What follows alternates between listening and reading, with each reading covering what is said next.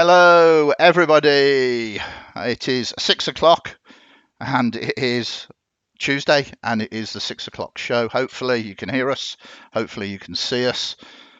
Uh, I mean, it's only taken me 3.5 years to semi work out how all of this technology works. Um, we can't overrun tonight because I am running a game at 7 o'clock. Um, I'm going to say hello to Christian, who's sitting there. He was very, very still. I was wondering whether Sorry. I spoke Yeah. too soon and everything got frozen. No, I'm here. I'm just sitting quietly waiting. If you are in chat, please shout up.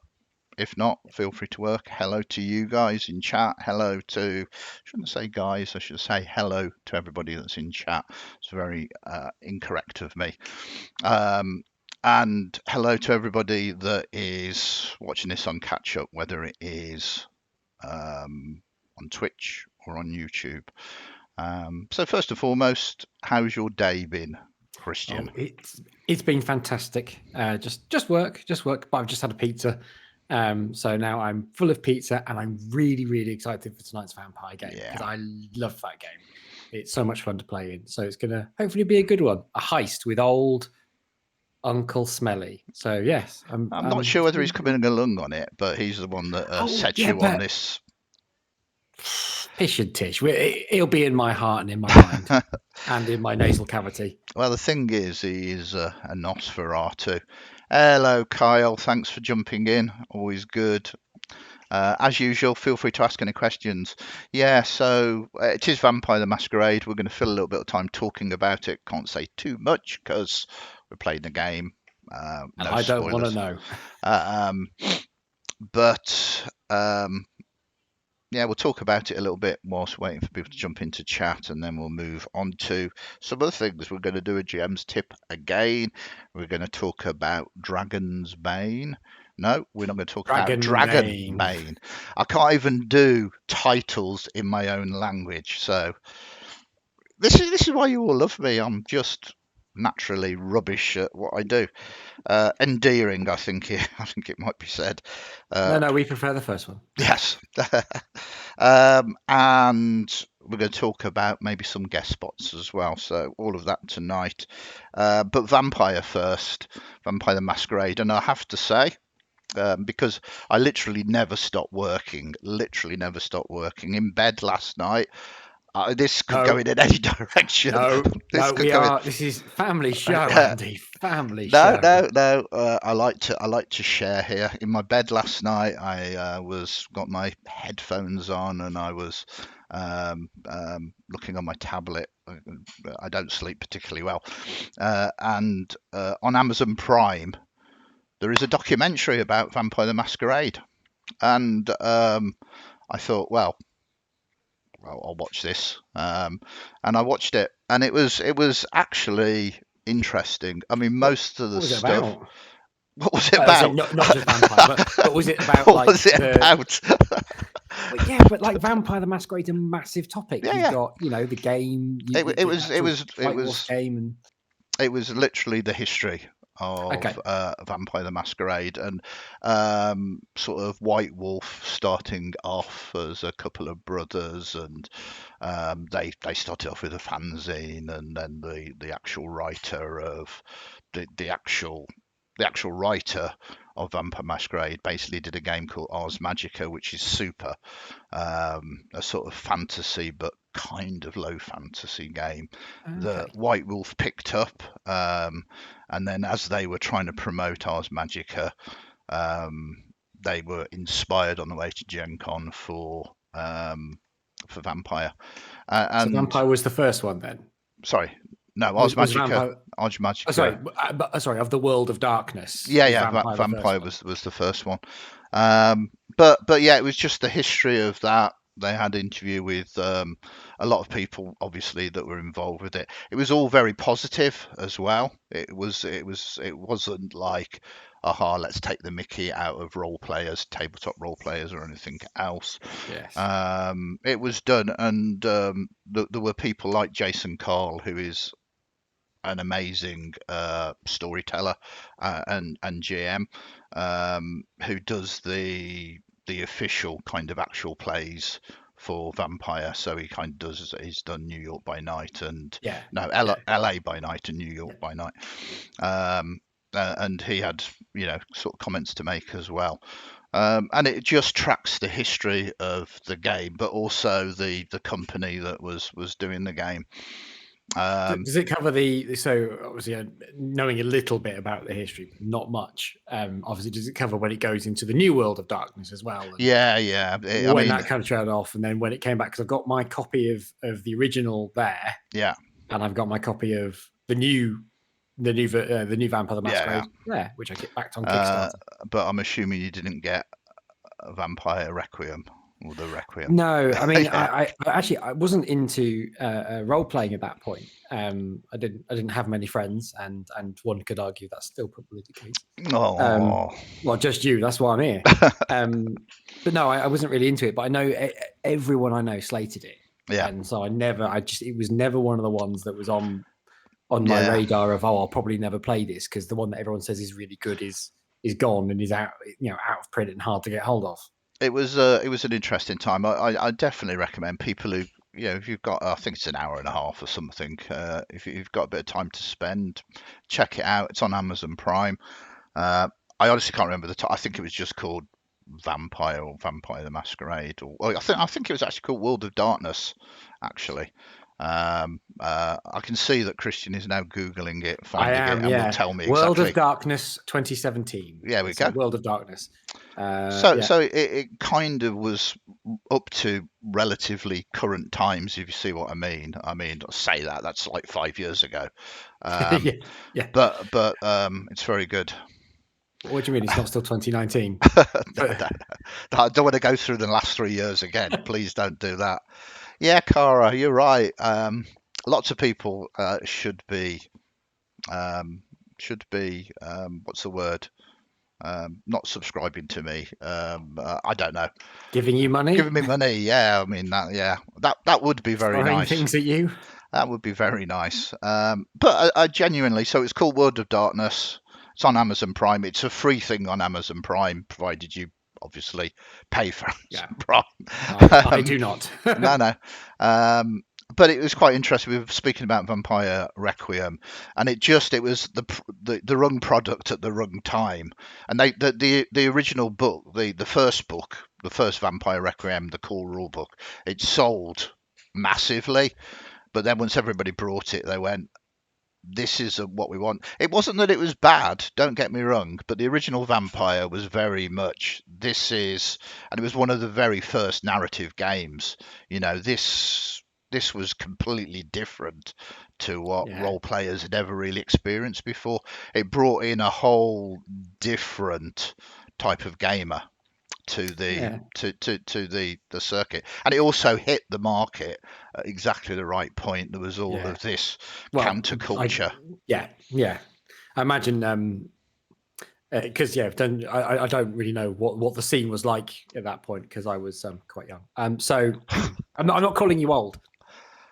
Yeah. Okay. But that's all right. I'm in the vampire game next, and my character, we're about to do a heist, and my character's not neither a lover nor a fighter. So I'm not quite sure what good he's going to be. But or even a heister. No, not really. No, he just likes to talk like all of my characters.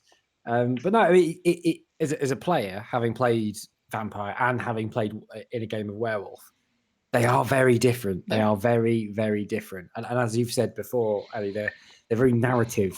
They're very not narrative, very role play heavy. Yeah. I think in the time we've done our game, which is for the last year and a bit, we've only had, I think, 2 combats in the entirety of that time. So much so that we don't remember the rules of combat whenever we get back to it, because it's so few and far between. It's an interesting point. Combat in Vampire. I mean, there are rules there, but I mean, the book suggests that combat shouldn't really last more than 3 rounds. No. And the game isn't overly designed for combat. It's very much designed, you're either going to win this or you're going to lose it, and that's the fun of it. You choose your fights because if you don't choose your fights, you're you're going to be dead, and that's As what you makes said it before, there's always a scary. bigger fish. Yeah, There is yeah. always a bigger fish, and you are this powerful vampire, but there are more powerful vampires out there. And that's not to say that's only in the vampire world. There are also the werewolves and the other ones that probably aren't quite as interesting as vampires, because vampires are the coolest. But I do recommend it, not as a thing to watch if you want to know how the game plays, but if you're interested in the history of role playing and how much influence this basically had, quite that it's still being felt now. And if you liked TV programs like True Blood, how heavily influenced it was by Vampire the Masquerade, and movies like Blade and Blade 2. A lot of the imagery is for Blade was kind of lifted directly from the original vampire books, and there was there was a bit of controversy there. Anyway, so that's tonight's game as we fill a little bit of time there. Looking forward to the game tonight. I honestly don't know whether you're going to do the heist or not. I'm going to leave it up to you as we'll Kindred, probably do what we normally do and just muck about for 3 hours and pay you for the pleasure. Well, this is it. It's going to be so much fun doing that in character. Absolutely. So we'll come on to the next thing on our list tonight, which is Games Master tip of the day, as it were. Probably going to run out of these very, very shortly, but one thing that occurred to me, one thing that I find very, very difficult to do, that other people do amazingly well. Getting up. Getting up is when you're running a game, you kind of want to differentiate between the NPCs that you're playing, and one of the ways to do that is accents. Gives a completely different feel to the characters. Now, I'm not particularly good at my own language, never mind kind of changing it into another dialect or anything else, something that I have struggled with all my life. So I find it very, very difficult to do accents, and if I'm trying to concentrate on them, one, I'm not concentrating on the game, I'm not concentrating on the words that the NPC is speaking, and I'm doing it very badly as well, which all leads to an incredibly bad encounter. So we're going to talk about how we can overcome this, what I've done to overcome this, and accents and voice acting in general. This is a popular topic because there are a number of actual plays that go on there, and there's a very, very popular one that has voice actors at both its cast and its GM, and certain expectations. Never heard of them. Expectations are sometimes held high amongst tables to perform like this. And the first thing I will say is, and I've never had to actually say this to any of my tables, if you're a GM and your players are being a little bit mean, and I think this is a little bit mean to say, is, oh, why can't our game be like Critical Role? What you as a GM can say, well, as soon as you, the players, are as good as the players in Critical Role, perhaps that will help me be inspired to be a bit like Matt Mercer. I don't think your accent's very good there, is it? I think you could have role-played that better. I'm grading you an F in roleplay. Come back to my table when you're an A-star. And there's a little bit of a joke in there, but it's an important point. It's cooperative. It's about the players and the GM. And the other thing is, moving away from accent slightly, as I obviously do, the other thing about the players on the show, Critical Role, and this is going back to the time that they were just players, really, and this is season 1, they're all very generous with watching what's going on, listening to what's going on, enjoying the other characters' story, and they know what that story is. It's not like oh, so and so is now speaking, so I'm just gonna go make myself a drink or play on my phone or anything else. It's an amazing cast, whether you like Critical Role or not, and I think they genuinely enjoy what they do, and that's a very positive thing. But back onto that, accents. Well, you don't do them, so I've played in quite a few of your games, and I'm not going to spoil the way you get around it. But I do accents in my games, and that is for an incredibly selfish reason, that I like to act. Yeah, no, there's nothing wrong with that. And I do them in my characters as well. I never expect anyone else in any group I'm in to do an accent, whether interacting with me or anything like that. You know, because I am one of my characters is a bit of a cockney. He talks a bit like this, you know, a bit whoop-de-doo. And Francois tonight, I kind of make him quite plummy, but I don't expect that from anyone else as either a player or as a GM. And in fact, I was saying to Andy before we started, accents are one of the reasons I can't actually get into Critical Role, because I'm not a fan. I don't hate it, because it's a strong word. I don't enjoy it. I am, just for balance. Yeah. I mean, as I said, I'm really grateful for the fact they've got so many new people into the hobby of role playing, and it's expanded the world so much. It's not for me. It's just not for me. And people aren't wrong for liking it. I was saying to Andy before we started, I really wish I did like it, because then there'd be a whole load of new media for me to consume and go, yes, I can watch all of this and enthuse. But I don't. But no, it's one of the reasons why, and certain other things I've listened to as well, where there've been accents on there and they just don't sit right for me. Much like this cat. Yes, he wants feeding, and he's not going to get fed for another 30 minutes. But yeah, so it's one of the reasons, one of the things that takes it away from me. But immersion in a game doesn't just come from having someone there, you know, saying, having a load of dwarves and they're all going, "Hey, we're dwarves, we're gonna beat you up."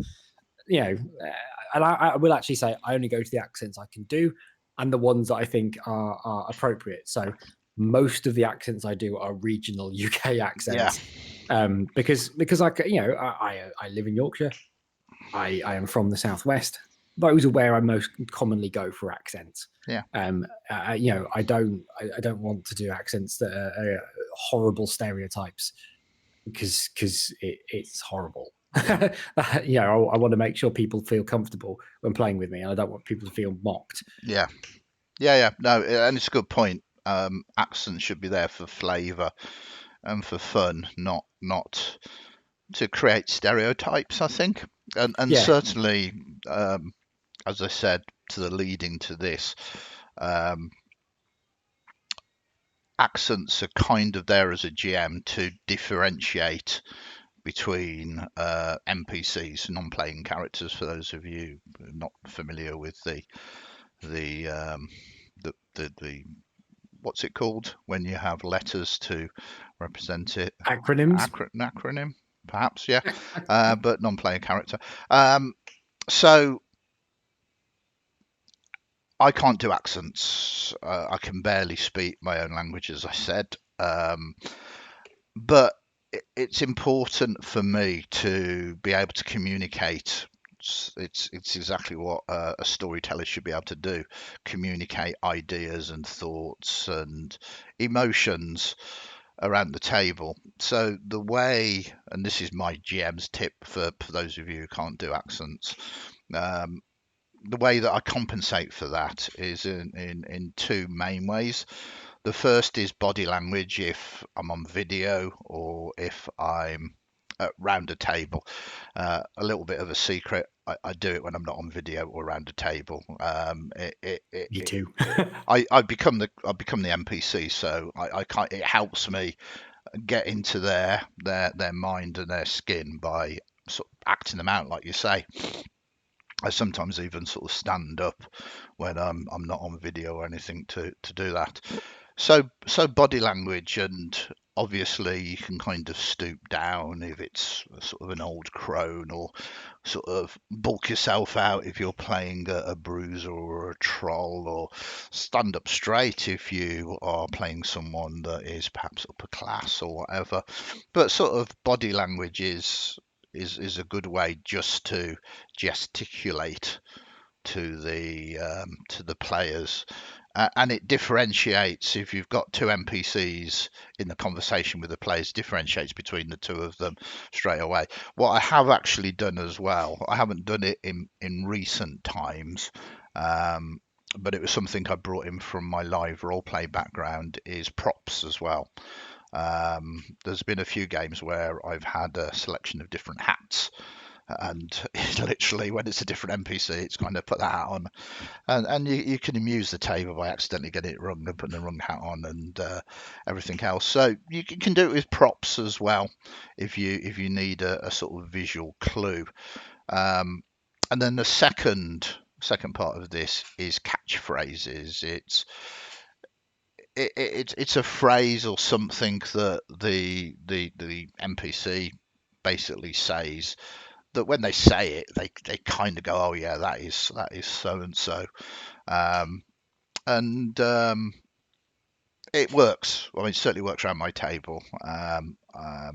Not that I've had huge amounts of feedback, but everybody seems to know which NPC I'm playing, which is good enough for me. I'm not going to win an Oscar or a RADA or anything for it, but it is something that I found incredibly useful to overcome my lack of ability with being able to do accents. And don't get me wrong, sometimes I'll go a little bit guttural and which I don't mind making. Inflections. Yeah, noises as well. But I just literally, if you said to me now, can you do a Cockney accent or a Yorkshire accent or whatever, it's not that I can't visualize the phonetics of how to do Yeah. that. And it's just like, no, no, I mean, no, I can't. And it's each your own. So don't feel bad if you can't, or you're feeling a little bit shy or whatever, just by simple catchphrases. And it's quite fun because catchphrases are character building. So it's a recurring NPC. It really puts you into the mindset of that NPC, and if it's a friendly NPC, everybody's like really pleased to see them. If it's a villain, everybody suddenly, oh, it's so and so. So that is GM tip of the day. Unless Christian has anything else to add to that. Well, only really just to kind of reiterate something that we were talking about yesterday with the again, I won't mention any more any details. I won't say what the catchphrase is, but the moment I heard that catchphrase yesterday, no, Sunday. Yeah. When I heard it on Sunday, it's like wrestling when your favorite wrestler comes out and they take the mask off, and suddenly you realize it's them, and there's a massive pop. It was like that. Yeah. And they, this character was famous in our role playing group for having that catchphrase. And there was probably another one that could be attributed to them, but that might just have been because he was trying to annoy one of the player characters. Well, not annoy them, but I'm sure there's a couple that you will come provide. And the really interesting thing is that, as I said, with that encounter, it's down to the party to go and find that NPC. I mean, it might just not happen, and that's the interesting thing. I'm sure it will, because I'll make sure it happens. Yeah. It's metagamey, but I'm going to make sure. Well, the NPC is incredibly meddling, so the likelihood of something happening is high, but you never know. You never know. Sorry. No. I was just going to say, let's go on to Dragonbane. Dragonbane, one word, no S in the middle of it. That is that. In fact, I'm just going to write it into chat, because I thought you were going to use the technology to bring up the Kickstarter. Don't worry, that too scares me. Look, Dragonbane. What is Dragonbane? Well, Dragonbane is an old and new fantasy role-play game. It was around in the 80s, very, very popular up in Scandinavia. And it's been given a new breath of air, kind of regurgitated. The reason for me wanting to do this is kind of twofold. I did the Kickstarter anyway, which was sort of back last year, sometime late last year, I think. Yeah, it definitely would have been, because I loved the artwork. It's by Free League Publishing that have already done Alien, Blade Runner, Vassen. They distribute Merc Borg that we talked about yesterday.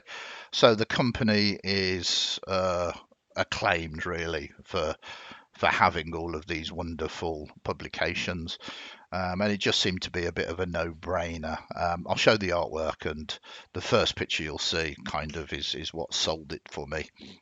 In a very second. Traditional. Yeah, it is very, very traditional. It's very, you've gone to a bookshop and you find a fantasy book from like the 80s, and yeah, this is the cover it's got. I mean, yeah. I definitely watch this film. Yeah. So I am going to try. I'm going to try and swap the screen. I'm going to swap it to the rule book rather than the website. Has that got it? Nope. It probably will do once I do that. There we go. There we For go. some reason, I have to click to my web page to sort of show you it. Now, this is the Kickstarter PDF. And as I was saying, one of the reasons for doing this is, one, I want to show you it because it's cool. Two, I'm very keen to run it at some point. The game itself hasn't been released yet; it's still in beta. Kickstarter has finished, but they have very kindly put up the kind of draft version for free. So just let me. I don't know whether this is going to take it here, but this is the website link to the Kickstarter.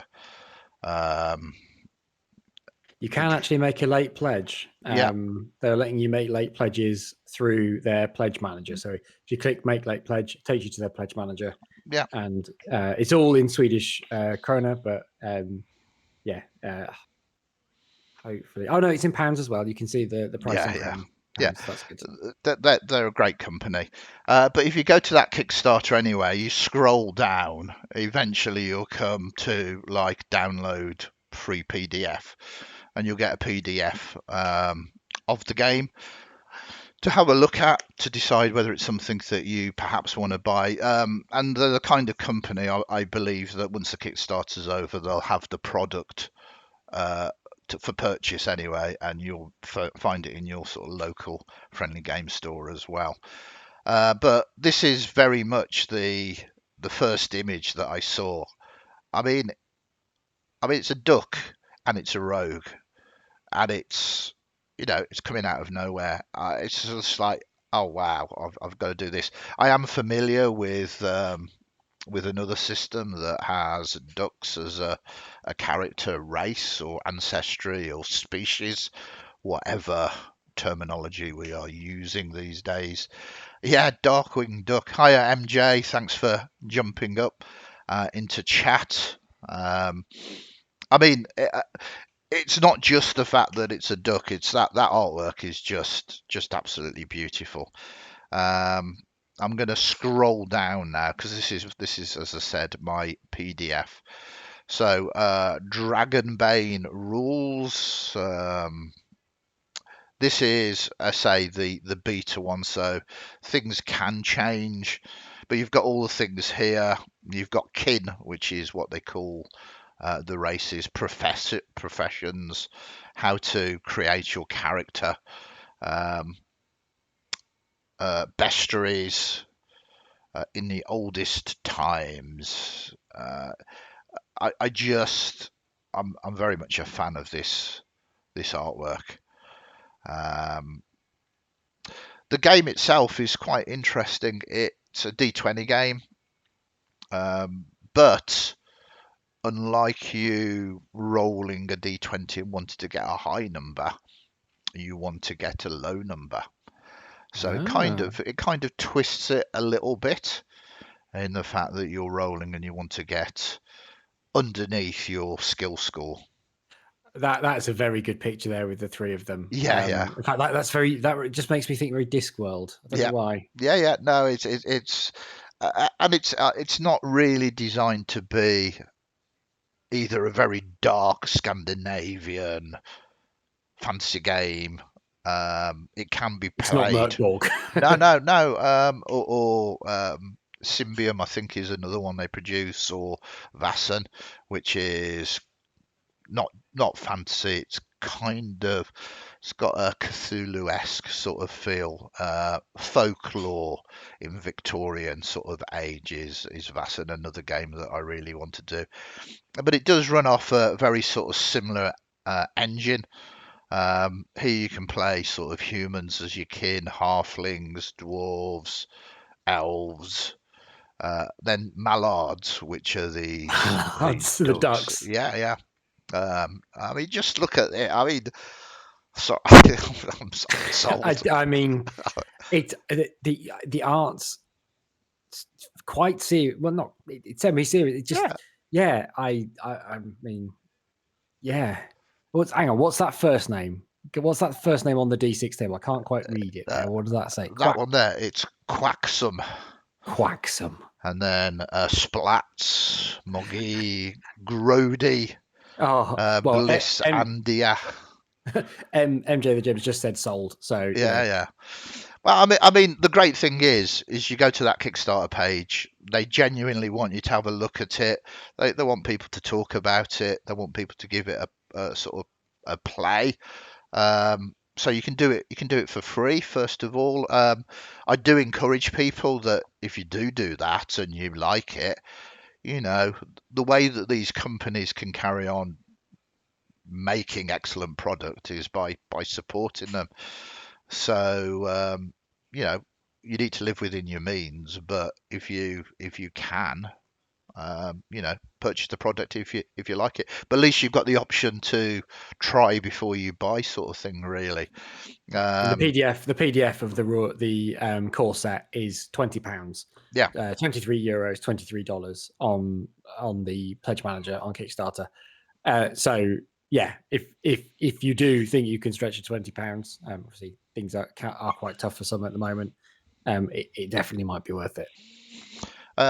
It's just outstanding, and again, I keep having to mention it, the open gaming license, in a time that it feels like it's doom and gloom, and can we still carry on playing a tabletop? What is going on? What is Wizards of the Coast up to? We all have our ideas. There is uncertainty. It's just refreshing that companies are going, well, try this PDF, try it, see what you like. If you like it, support us. And this isn't a small company. I don't know all of the finances of it, but they produced a lot of absolutely awesome sort of product. I kickstarted it ages ago, as I say, because I was just sold on this, and even before all of the OGL stuff started coming along, one of the things I wanted to do for 2023 was to at least read more of the product, just to keep things fresh in my mind, and obviously put them on offer. I'm in a fairly unique position in the fact that I run a lot of games, and I'm only ever going to run the games that people want to play. I might throw games out there and say, does anybody want to play it? But if no one does, they don't happen. And I'm happy with that. I'm happy running the games people want to come along to. I love my role playing, regardless of what system or what setting. Is there a game setting that you think I'd really love to run that, but there's no interest in running it? That's a very interesting question. That I probably should have prepped you for ahead of No, time. no, no. You just dropped it in there. It's fine, and this is what the 6 o'clock club, and I got the name right on that. It is about conversation. It's about community. It's not polished. It's not me speaking off a teleprompter or you. I am. Well, that's good. At least one of us has got their act together. But I very much like rules light games. Now, the reason why I like rules light games is it allows me very, very large space to be able to very, very rapidly change what is happening in the game. So we've spoken about this before when players come up with immediately good ideas. Yeah. And if you are weighed down by rules, sometimes it's very difficult to make that very rapid kind of 180-degree turn, because a 360-degree turn would You end up actually put them back to where go from. That's maths for you. That's players for you. Yeah, that is players for you. So I like rules like games, not because I want the setting to be without any kind of substance, but because we can do everything. And hey, Elsa, thanks for joining us. Good to see you. Looking forward to tonight. So rules light. So I'm very excited about tomorrow night with Merc Borg. Very excited for this game. I'm in the process of creating a system which is very rules light. Yeah. And we've play tested a couple of times so far. The limitations are the imagination around the table. Now, what I'm working on, because I want it to be for everybody, is to have inspirations for people to inspire their imagination. So if it's a new group of players who don't have a lot of experience, if I gave them just the rule set that I'm working on, they wouldn't know what to do with it, because it's too open. Well, there is little guidance there. It is like GURPS. I mean, obviously the camera's not on there, but it's like GURPS that's just behind me. Yeah. I've got GURPS. I bought it years ago, and I've never used it because it wasn't a system I got on with, because it was trying to be too much to everybody. But in order to get something out of GURPS, because it can be anything you want, you need one of the extra books. Yeah. Which is why I have the Discworld book. Yeah. Actually, I bought that just because I like the artwork. But I've just scrolled down to another awesome. I mean, just look at that. Just the patchwork and the pouches. The cat. Okay, yeah. I think this is one of their Wolfen characters. That's a cat. Yeah. Is it? I mean, that's a cat. Okay. I mean, it can be anything you want it to be. You are only limited by your imagination. Then I am severely limited. I mean, you kind of look at this initially, and you sort of you're drawn to the gold and the dragon and whatever, and the treasure, and then you kind of look at the grey, and you realise what these adventurers are doing. This is really like that. Nigh on Mission Impossible. Tom Cruise being suspended down as he steals the dwarf's crown. Face as well. Look at his face. That art is. I love it. Absolutely love it. It's. I'm very, very much looking forward to this. MJ agrees. It is totally a cat. See. Yeah, no. Who am I to argue with you? That's democracy. Well, yeah. Oh, look at this! Rah! I'm a goblin with an eye patch. No, it's beautifully produced, and is that an eye patch or is it a combat monocle? Oh God, you're questioning me on absolutely everything tonight. This is the last time I say to you, Christian, feel free to pipe in whenever you've got a comment to make. We'll be having words later. No, we won't. No, we won't. I don't know. I think it is an eye patch with a gem in. Yeah. I just thought I saw the little hole. And I thought it looked a bit like a combat monocle. I thought that looked even cooler. Who knows? We can make a combat monocle if need be. And then I know I'm sort of flicking through all of this quite rapidly. It's more so that you can have a look. There's that image again, which is just beautiful. Mainly because you can go to the Kickstarter. I'll put the link into the chat, and you can download the PDF and have a look at it at your leisure. It's fairly rules light. Compared to a lot of sort of fantasy other game systems. And I do like it. I do like it. And I think the images really give you a good flavour for the kind of sort of setting that you can do. But of course, like any tabletop role-playing game, you can make it your own. You know, you can make it your own however you want. There is magic. There's no sort of spell slots or anything like that. It's done from, I believe, willpower. But so are sort of talents or skills as well. So if you've got a special ability, for instance, some fighters have got an ability that if you draw in initiatives done by drawing cards ranging from 1 to 10. This is a fairly standard free league mechanic, but and the lower your initiative, the better it is. So if you're a fighter and you manage to draw a 1 or a 2, finally, you've got quite a good initiative. I can't say you've got a high initiative, because actually you've got a low initiative, but that's a positive thing in this game. But you can there's a skill, I think, certainly in the beta, where you as a fighter can do like this.